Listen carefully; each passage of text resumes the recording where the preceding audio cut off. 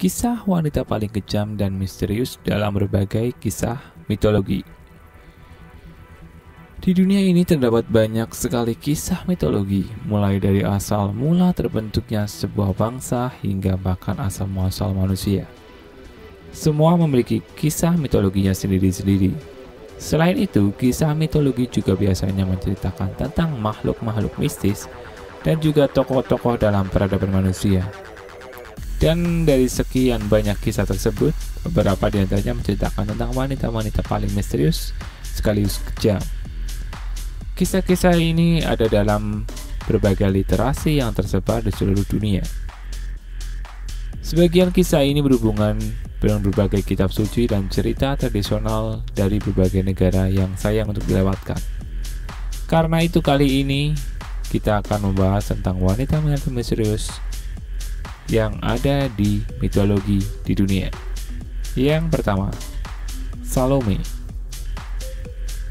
Salome merupakan sebuah nama yang Yohanes Pembaptis karena telah membaptis Yesus serta dianggap penari yang berhasil menghiburnya, maka Heroidas kemudian mengirim putrinya Salome yang terkenal pandai menari ke acara tersebut. Dan benar saja, tarian Salome yang begitu indah akhirnya berhasil memikat Raja Herodas yang akhirnya menghadiahkannya sebuah permintaan. Saat itulah Salome meminta agar Yohanes Pembaptis ditangkap dan kemudian dipenggal kepalanya. Karena sudah kepalang berjanji, akhirnya Raja Herodes pun tak punya pilihan lain dan akhirnya menangkap Yohanes Pembaptis dan kemudian memenggal kepalanya. Karena kisah inilah Salome yang dikenal sebagai salah satu wanita paling misterius dan kejam dalam berbagai kisah mitologi. Yang kedua, Jezebel. Jezebel merupakan nama dari putri raja sekaligus pendeta Phoenicia et Baal. Dalam literasinya, kisah Jezebel yang memiliki paras yang rupawan kemudian akhirnya dipinang oleh raja Yahudi yang bernama Raja Ahab. Namun kecantikan rupa Jezebel ini berbanding terbalik dengan hatinya. Selanjutnya adalah Medea. Berasal dari kisah literatur Yunani pra-Homeris Argonautica, sosok Medea digambarkan sebagai putri dari Raja Aetes. Ia kemudian dikisahkan jatuh cinta pada seorang lelaki bernama Jason. Sampai akhirnya keduanya menikah, namun entah karena alasan apa ayah dari Medea, yaitu Raja Aetes, akhirnya berseteru dengan Jason dan menyatakan perang terhadap menantunya tersebut dan para ksatria miliknya. Disinilah kemudian Medea harus memilih untuk membela suami atau keluarganya. Namun bukannya memilih keluarganya, Medea akhirnya justru lebih memilih untuk memihak Jason. Dan dengan kemampuan sihirnya yang luar biasa, ia pun akhirnya berhasil mengalahkan armada tempur milik ayahnya yang berisikan pasukan naga. Tak hanya sampai di situ, ia juga tega menghasut saudaranya sendiri, Pileas, untuk membunuh ayah mereka sendiri dan memasaknya di atas wajan yang besar. Pilihan Medea itu terbukti salah karena tak berselang lama suami yang sangat ia cintai, Jason, justru malah meninggalkannya demi wanita lain. Terbakar amarah, ia pun kemudian mengirimkan sebuah jubah sihir pada Jason dan kekasih barunya. Jubah tersebut telah diberi mantra khusus yang akhirnya membakar Jason dan kekasihnya langsung sampai mati. Belum merasa puas setelah membunuh suaminya, Medea kemudian juga tega membunuh ke-14 darah dagingnya sendiri hasil pernikahan dengan Jason. Karena kekejaman inilah Medea banyak disebut sebagai di berbagai literatur Yunani kuno. Sedangkan untuk akhir kisah hidupnya, ia masih mencari misteri karena banyaknya versi yang ada. Selanjutnya, Kali. Kali adalah nama dari salah satu dewi Hindu yang digambarkan memiliki penampilan yang mengerikan. Wanita yang digambarkan memiliki kulit hitam legam, wajah yang menakutkan ini juga merupakan istri dari Dewa Siwa. Selain itu, Dewi juga merupakan perlambang kematian. Ini digambarkan selalu berkalungkan tengkorak dan ular serta senantiasa berlumuran darah.